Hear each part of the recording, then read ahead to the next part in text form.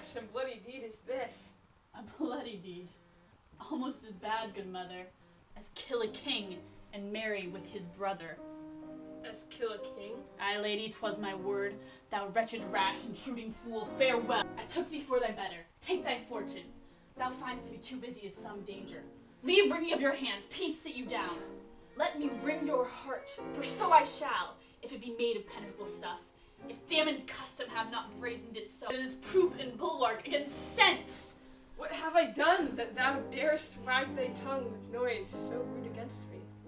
Oh, such an act that blurs the grace and blush of modesty, calls virtue hypocrite, takes off the rose from the fair forehead of an innocent love, and sets there a blister, makes marriage vows as false as Dyther's oaths.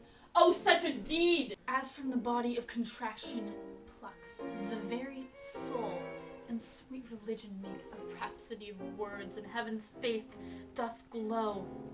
Yea, this solidity and compound mass with tristful visage as against the doom is thought sick at the act. I mean, what act that roars so loud and thunders in the index?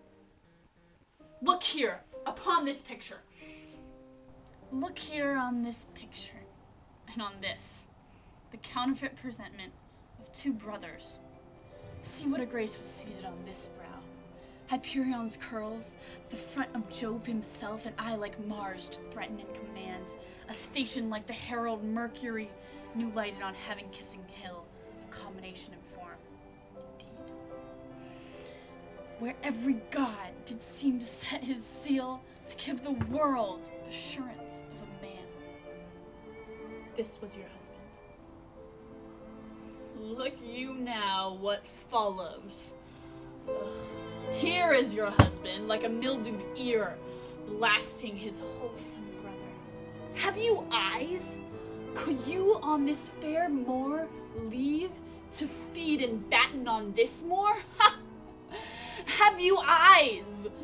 You cannot call love, for at your age the heyday in blood is tame, it's humble, and waits upon the judgment. But what judgment would step from this to this?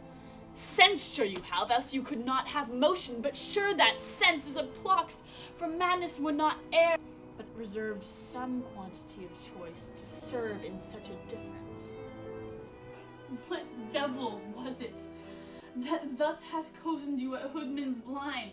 Eyes without feeling, feeling without sight, ears without hands or eyes, smelling sans all, or but a sickly part of one true sense, could not so mope. Oh, shame! Where is thy blush? Rebellious hell, if thou canst mutiny in a matron's bones, to flaming youth, let virtue be as wax, and melt in her own fire. Proclaim no shame, when the compulsive ardor gives the change, since the frost itself as actively doth burn, and reason panders will. O Hamlet, speak no more.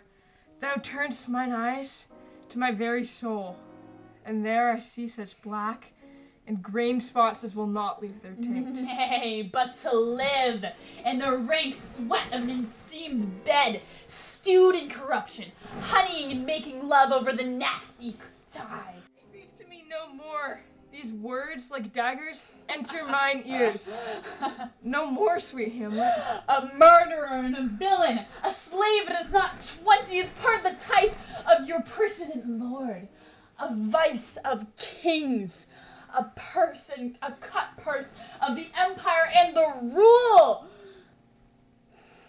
Pat from a shelf the precious diadem stole and put in his pocket. No more. A king of threads and patches!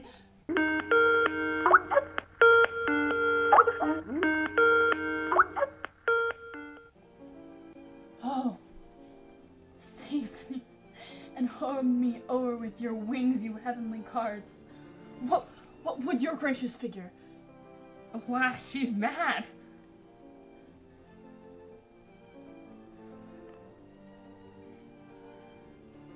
Do you not come, your tardy son, to chide that lapse in time and passion lets go by the important acting of your dread command?